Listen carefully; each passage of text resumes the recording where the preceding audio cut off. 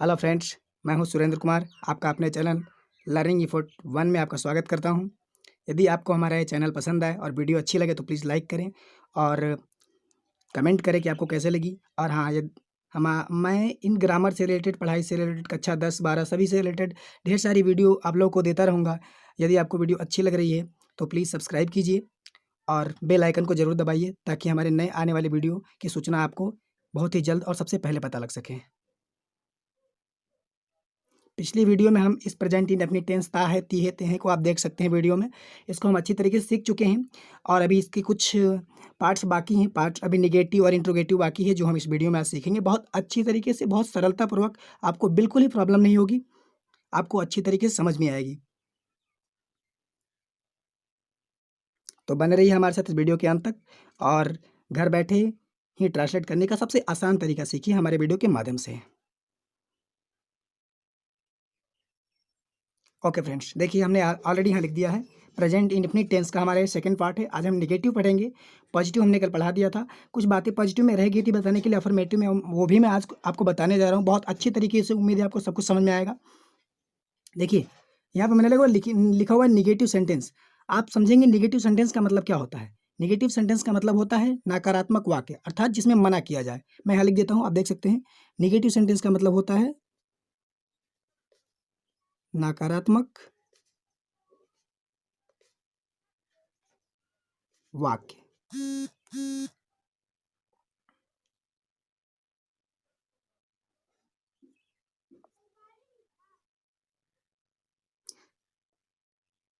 जी हाँ, मैंने ऑलरेडी यहाँ लिख दिया है नकारात्मक वाक्य। अब आप यहाँ देख सकते हैं, अर्थात नकारात्मक मतलब क्या। जैसे कि हमने पढ़ा कि राम घर जाता है। ता है, ती है वाला ये टेंस से आप समझ सकते हैं, आदत प्रकट होता है हमेशा इसमें। जैसे हमने कहा राम घर जाता है, तो इसका नेगेटिव क्या बनेगा, राम घर नहीं जाता है। ठीक है। फिर हमने कहा तुम पत्र लिखते हो, इसका नेगेटिव बनेगा तुम पत्र नहीं लिखते हो। तो हम ये जानते हैं ही, सी, इट और कोई एक नाम सिंगुलर होता है। अफर्मेटिव में ये था कि यदि ही है तो सिंगुलर वर्ब यूज करेंगे। ही है तो ही गोज होगा, गो नहीं हो सकता।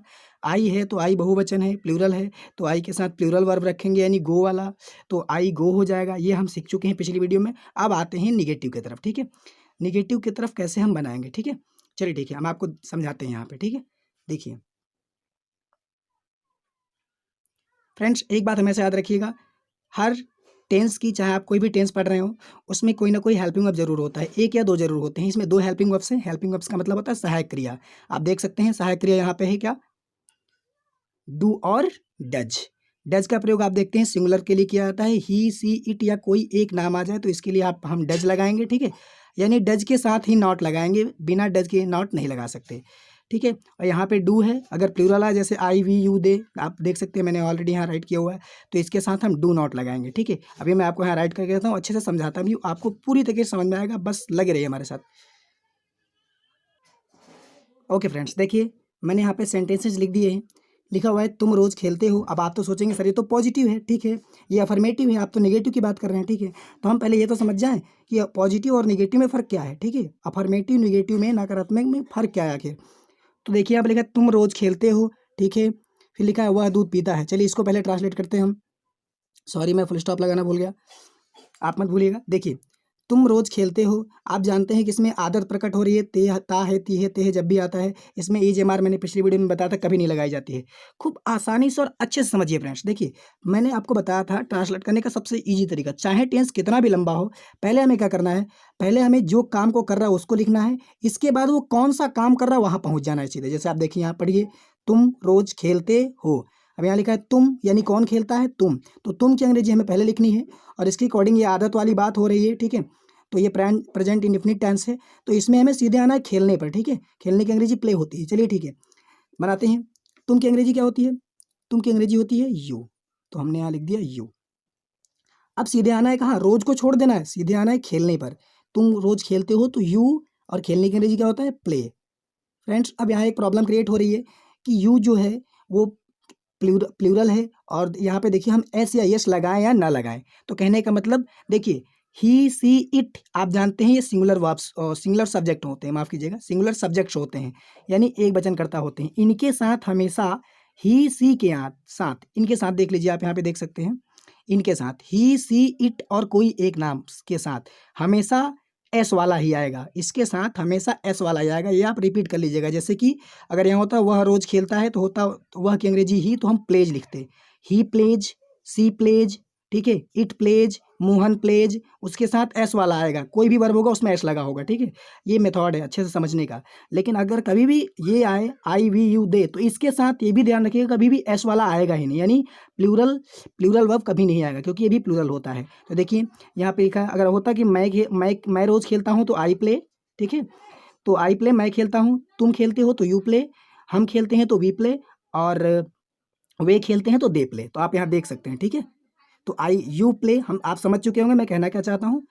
यानी कि इन सब के साथ कभी भी आता है तो हमेशा ता है ती है में आदत वाले में एस वाला ही आएगा, प्लेज, राइट्स, इस प्रकार एस वाला ही आएगा, कभी भी बिना एस का नहीं आ सकता, नहीं तो आपका टेंस गलत हो जाएगा।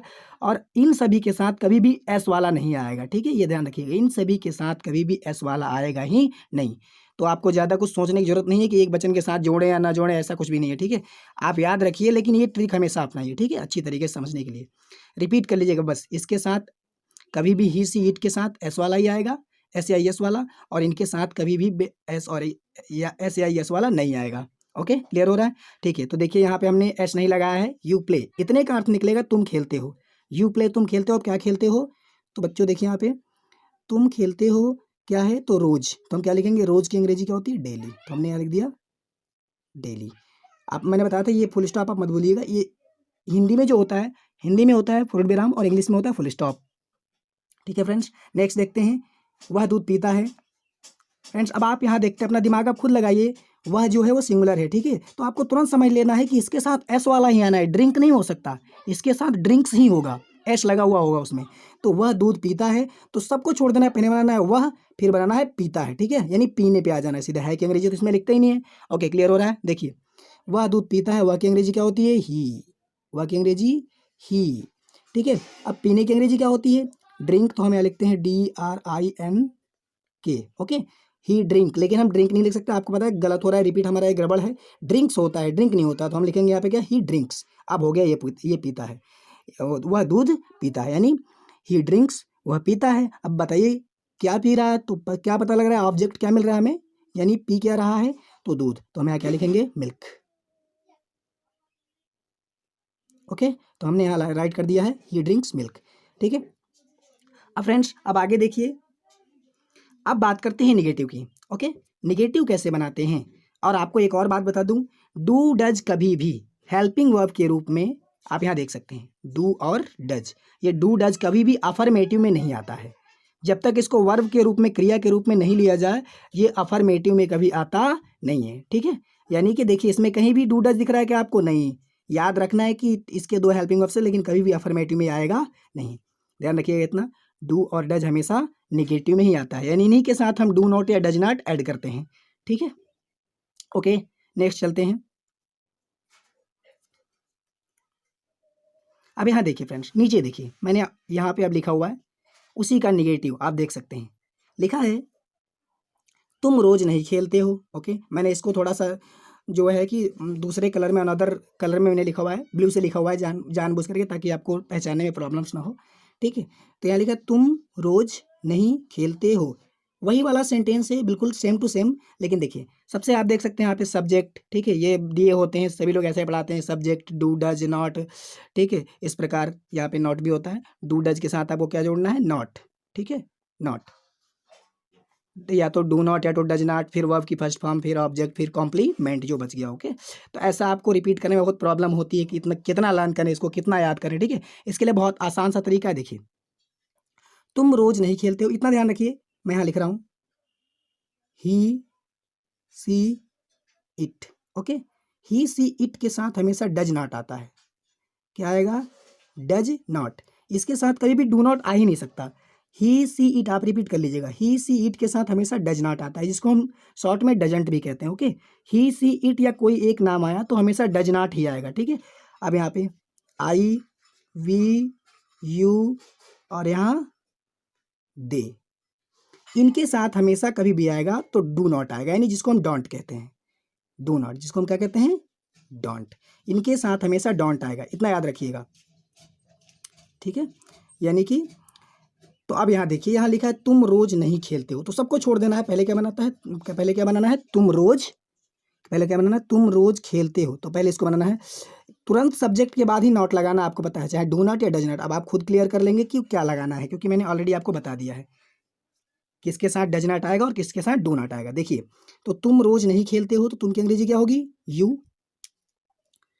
तुम की अंग्रेजी क्या होगी, यू। तो मैंने यहाँ लिख दिया यू, ठीक है फ्रेंड्स। अब आपको, आप बताइए, देखिए आई वी यू के साथ कभी भी डज नॉट नहीं आता, डू नॉट ही आता है। आप रिपीट कर लीजिएगा, इसको याद रखिएगा। यू, तो हम क्या लिखेंगे, डू और नॉट। सब्जेक्ट डू नॉट वाला जो भी लगाना है आपको, देखिए डू डज नॉट जो भी लगाना है, तो डू नॉट को एक ही लगाना है इन दोनों में से, तो डू नॉट लग गया।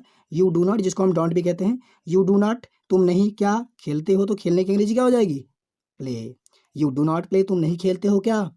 अब यहाँ पे रोज लिखा है, कब, तो रोज, तो हम क्या लिखेंगे, डेली। तो देखिए मैंने यहाँ लिख दिया डेली, ओके। उम्मीद है आपको समझ में आया होगा, तुम रोज नहीं खेलते हो। अब यहाँ आ जाइए, वह दूध नहीं पीता है। अब आप ही बताइए, वह की अंग्रेजी क्या होगी, ही। वह की अंग्रेजी क्या होगी, ही। लेकिन आप ध्यान रखिए, ही है तो डू नॉट नहीं आ सकता, मैंने पहले ही बताया। रिपीट क्या करना है, डजंट यानी डज नॉट, ही। फिर क्या होगा, डज नॉट। आप समझ गए हैं डज नॉट क्यों आया, ही डज नॉट। फिर आ जाइए, कौन सा काम कर रहा है, पीने का, तो क्या लिखेंगे, drink. He does not drink. फिर यहाँ पे क्या पी रहा है, तो मिल्क यानी दूध। क्लियर हो गया फ्रेंड्स, उम्मीद है आपको समझ में आया होगी।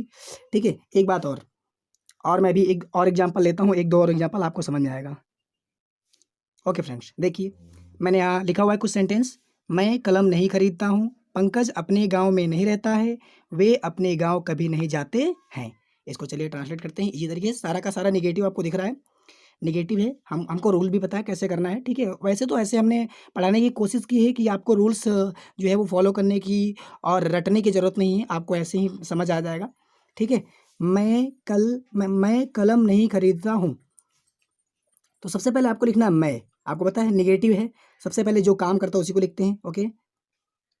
देखिए यहाँ पे, तो मैं की अंग्रेजी क्या लिखेंगे, आई।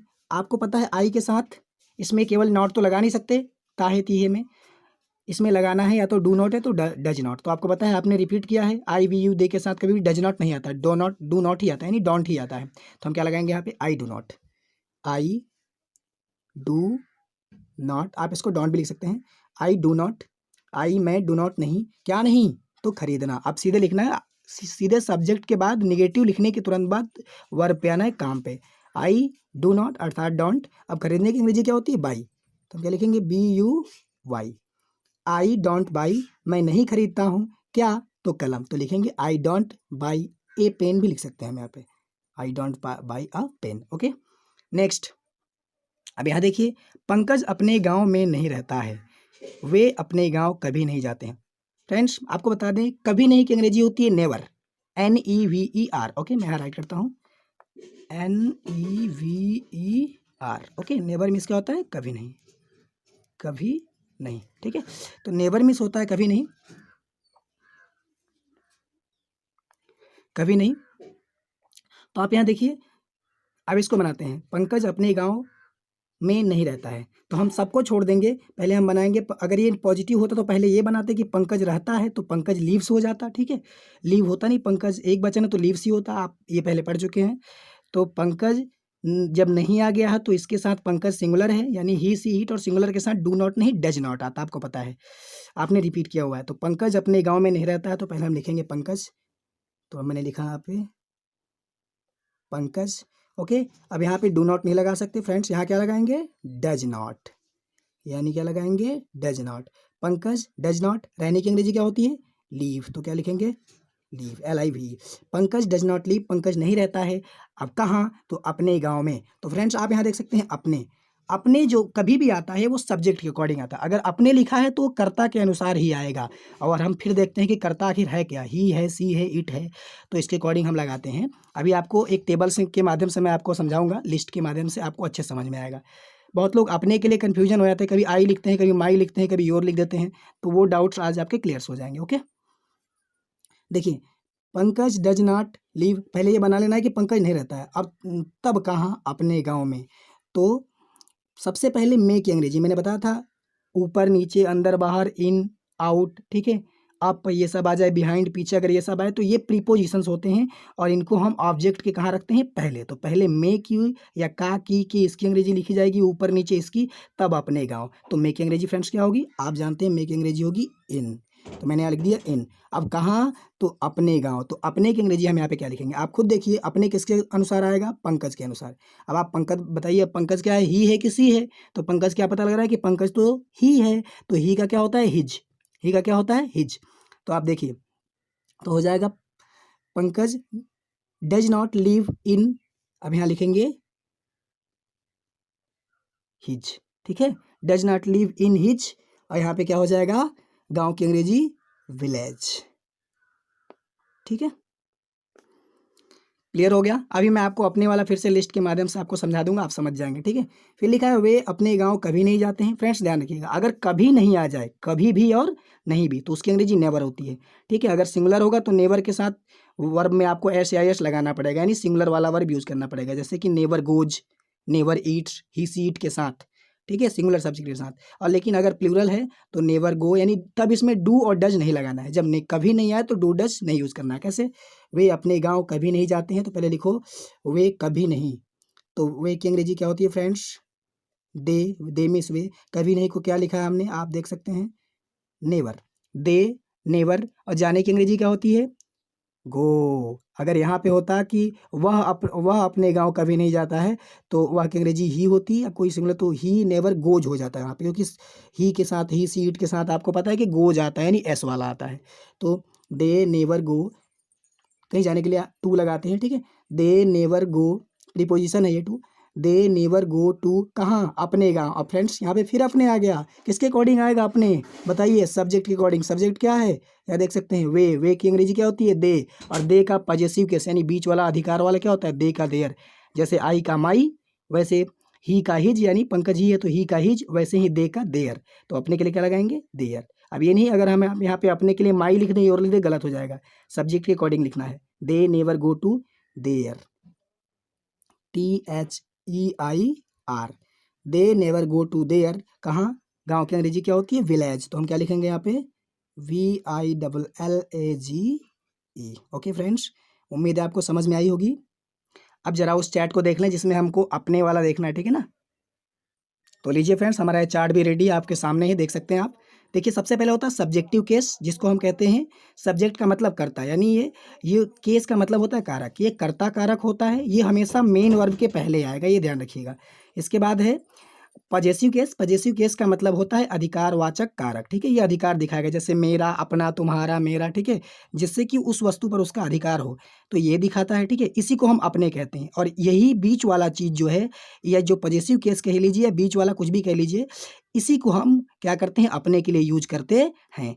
अब इसके बाद ऑब्जेक्टिव केस, आप देख सकते हैं कर्मवाचक, हमने लिखा हुआ है यहाँ पे कर्म, केस का मतलब यहाँ पे होता है कारक, यानी कर्मवाचक कारक, ठीक है। तो जैसे यहाँ का आई का सब्जेक्टिव केस क्या होता है, सॉरी, हाँ, आई का सब्जेक्टिव केस आई, मैं का सब्जेक्टिव केस आई, फिर पॉजेसिव केस माई भी होता है और माइन भी होता है। तो अभी उतनी गहराई में जाने की जरूरत नहीं है, माइन कब होता है मैं आपको ग्रामर में बताऊंगा आगे, तो आप अभी फिलहाल यही पढ़िए केवल अपने के लिए। आई, माई, मी, यू, योर या योर्स कह लीजिए, यू, दे, देयर, जैसे हम लोगों ने वे का अपने के लिए देयर लिखा, तो देखिए दे का क्या होता है, बीच वाला देयर, ये आप रिपीट कर लीजिएगा, याद कर लीजिएगा, दे, देयर, ये देयर्स। और ऑब्जेक्टिव केस क्या होता है, them.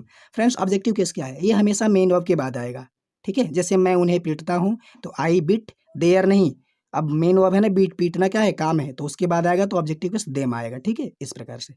We, our, ours, us, he, his, him, ऐसे आप देख सकते हैं यहाँ पे ढेर सारे हैं। तो देखिए, अगर आता है कि मैं अपने घर जाता हूँ, तो आई गो टू माई, क्योंकि क्या होता है यहाँ पे क्या होता है, आई गो टू माई होम। अब आप देख सकते हैं यहाँ पे क्या है, आई है, सब्जेक्ट में क्या आया है, मैं, तो अपने तो आएगा किसके अकॉर्डिंग, ये अपने किसके अकॉर्डिंग आएगा, सब्जेक्ट के अकॉर्डिंग। सब्जेक्ट हमारा क्या है, आई, आई है तो अपने के लिए क्या लगा देंगे, योर, नहीं, बिल्कुल गलत, आई है तो माई ही लगाएंगे। अगर यू है, तुम अपने घर जाते हो, तो क्या लगाएंगे, you go to your home. अगर आ जाए कि वह अपने घर जाता है, तो वह की अंग्रेजी क्या होती है, ही, तो ही तो सिंगुलर है, तो ही के साथ गो तो आता नहीं, गो जाता है, ठीक है, एस वाला आता है ही सीट के साथ, तो हो जाएगा ही गोज। अब ये सब्जेक्ट के अकॉर्डिंग आ गया तो क्या हो जाएगा, ही का क्या होता है, his, he goes to his home. इस प्रकार से आप देख सकते हैं, इसको अच्छी तरीके से याद कर लीजिएगा, लर्न कीजिएगा। स्पेलिंग तो आपको इन सबकी पता ही होगा। ओके, चलिए नेक्स्ट टॉपिक देखते हैं। ओके फ्रेंड्स, अभी देखिए, अभी आपके पास हम नेक्स्ट जो हमारा टॉपिक है वो क्या है, इंट्रोगेटिव, यानी इंट्रोगेटिव सेंटेंस, प्रश्नवाचक। तो अब हम प्रश्नवाचक वाक्य सीखने जा रहे हैं, अर्थात वो वाक्य जो मना नहीं करेगा, कहने का मतलब केवल मना ही नहीं करेगा और वो पॉजिटिव भी नहीं होगा, स्वीकार भी नहीं करेगा, अफर्मेटिव भी नहीं होगा, ये प्रश्न पूछेगा, ठीक है।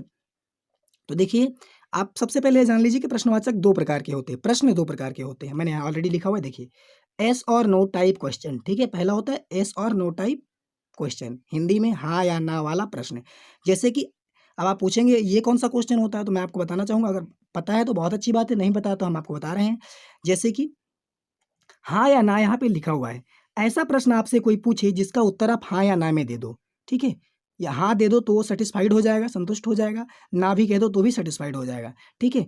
तो वो हो जाएगा हमारा एस और नो टाइप क्वेश्चन, जिसको हम फर्स्ट टाइप क्वेश्चन भी कहते हैं।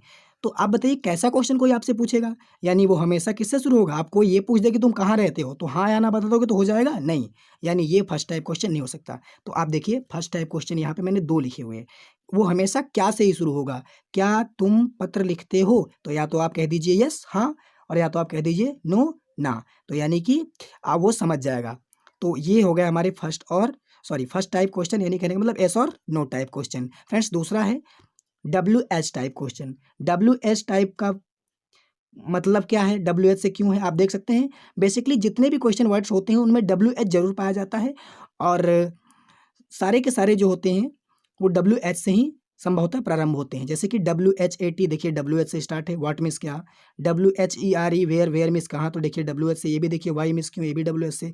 वेन मीन्स कब, ये भी देखिए डब्ल्यू एच से। हु मीन्स कौन, ये भी डब्ल्यू एच से। एक केवल हाउ होता है, HOW, मैंने उसको राइट नहीं किया है, HOW, लेकिन उसमें भी W और H दोनों पाए जाते हैं। तो जो प्रश्न यहाँ पे देखिए डब्ल्यू एच टाइप क्वेश्चन होते हैं, ठीक है। अब आप इंग्लिश में कैसे पहचानेंगे कि कौन डब्ल्यू एच वाला है, तो आप तो ये तो जानेंगे कि अगर क्या से पूछा गया तो वो डब्ल्यू एच वाला नहीं है, यानी वो फर्स्ट टाइप है। ओके, आपको क्लियर हो रहा है।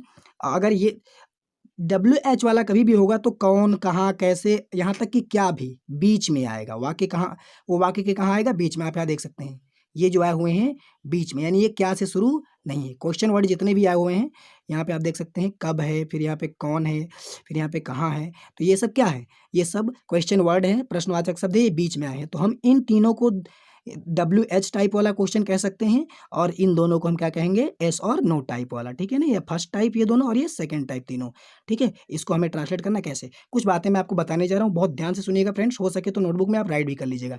एक बात ध्यान रखिएगा, कभी भी एस और नो टाइप की क्वेश्चंस आए और वाक्य हमारा शुरू किससे हो, क्या से। ओके फ्रेंड्स, अगर क्या से शुरू हो तो हम क्या की अंग्रेजी कभी लिखते नहीं है, उम्मीद है आप नोट किए होंगे।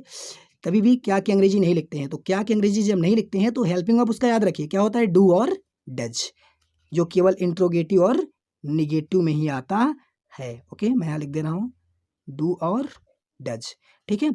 ये केवल इंट्रोगेटिव और निगेटिव में ही आते हैं, पॉजिटिव में तो नहीं आते हैं, वो आप पढ़ चुके हैं। तो अगर आए क्या तुम पत्र लिखते हो, तो या तो आप डू से शुरू कीजिए या तो आप डज से, और क्या की अंग्रेजी लिखी नहीं जाती है, ठीक है। यानी तुम लिखने से पहले भी आप डू या डज से शुरू करेंगे, और डू डज कब कब लगाना है आप जानते हैं, ही सी इट, यानी सिंगुलर के साथ डज आता है, आप रिपीट कर चुके हैं, आप रिपीट कर भी लीजिएगा, ठीक है। और कोई एक नाम आता है तो भी डज ही होता है, और आई वी यू दे, यानी इनके साथ क्या आता है, डू आता है। तो क्या तुम पत्र लिखते हो तो क्या होगा, अब बताइए, ये शुरू किससे है, क्या से। हमने सीखा क्या कि क्या की अंग्रेजी नहीं लिखनी है, शुरू किससे करें, डू से, क्योंकि ये क्या है, प्लूरल है, इनके साथ डू आता है।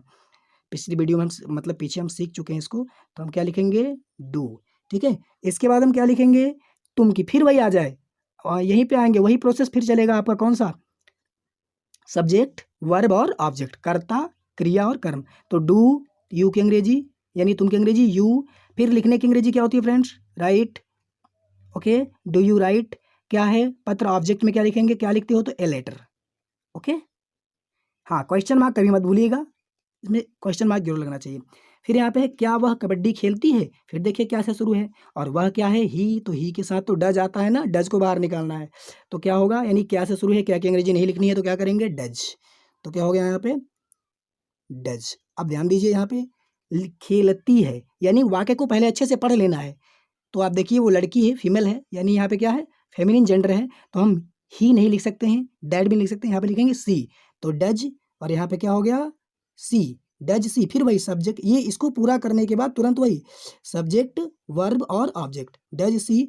और बताइए खेलने की अंग्रेजी क्या होती है फ्रेंड्स? खेलने की अंग्रेजी हम सभी जानते हैं क्या होती है, प्ले। डज सी प्ले, क्या वह खेलती है, इससे क्या भी खत्म हो जा रहा है, ठीक है ना, क्या वह खेलती है क्या, तो कबड्डी तो हम लिखेंगे यहाँ पे KABADDI क्वेश्चन मार्क, ये मत भूलिएगा कभी। अभी नेक्स्ट देखिए, तुम कहाँ रहते हो फ्रेंड्स, ये हमारा एस और नो टाइप वाला क्वेश्चंस नहीं है, तो हमें अब ये तो आपने सुन लिया इसका रूल फर्स्ट टाइप वाला कि इसको कैसे बनाना है, समझ भी लिया। अब इसको समझते हैं।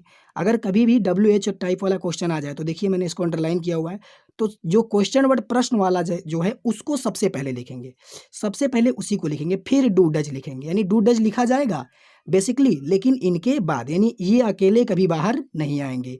तो देखिए कहाँ की अंग्रेजी क्या होती है, वेयर, तो हम यहाँ लिखते हैं WHERE, वेयर। तो अब बताइए तुम की अंग्रेजी यू, लेकिन अब पहले यू नहीं लिख सकते, डू डज तो लिखना पड़ेगा ना, तो बताइए यू बहुवचन यानी प्लूरल है, तो क्या निकलेगा इसके साथ, डू, हम जानते हैं, तो वेयर डू। अब आ जाइए फिर वही कर्ता क्रियाकर्म, डू यू, और रहने की अंग्रेजी LIVE, where do you live question mark, ठीक है, ओके। नेक्स्ट, सूरज पूरब में कब निकलता है, तो देखिए कब आया है, तो कब की अंग्रेजी सबसे पहले लिखिए, इंट्रोगेटिव है ना, पढ़ के पता लग रहा है ना, पूछ रहा है, वेयर, चलिए ठीक है, कब की अंग्रेजी क्या हो गई, वेयर। अब इसके बाद फिर आपको डू डज, याद रखिए केवल वेयर मत लिखिएगा, इसके बाद सब्जेक्ट नहीं, ओके, क्योंकि ये लैंग्वेज में चला जाएगा और ग्रामर के रूप से गलत हो जाएगा। पहले ग्रामर अच्छे से आप पढ़िए, क्योंकि बुक अगर पढ़ना हो आपको, अच्छे से अंग्रेजी जानना हो, तो कोई भी ग्रामर अगर आपको पढ़ना है, active voice, passive voice, direct indirect, तो बिना टेंस पढ़े आप नहीं जान सकते हैं। तो पहले इसको जानिए, ताकि आपको 100% सारी ग्रामर और बुक पढ़ाई हुई चीज़ें आपको समझ में आए, अर्थ कैसे निकालना है।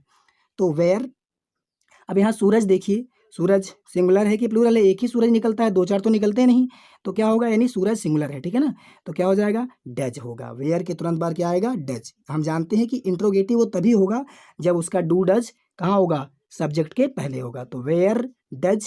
अब सूरज की अंग्रेजी क्या होती है, the sun, where does the sun, और निकलने की अंग्रेजी क्या होती है, राइज, तो हम क्या लिख देंगे, राइजेज, सॉरी माफ़ कीजिएगा, डज यहाँ है तो राइज ही लिखेंगे, RISE, ओके। आप यहाँ देखिए, अगर ये वेयर नहीं होता और ये डज नहीं लगता, अगर ये पॉजिटिव होता, सूरज पूरब में निकलता है, तो सूरज एक वचन है तो राइजेज लिखा जाता है यहाँ पे, ठीक है, लेकिन यहाँ पे एस ऑलरेडी लग गया, अब यहाँ लगाने की जरूरत नहीं है।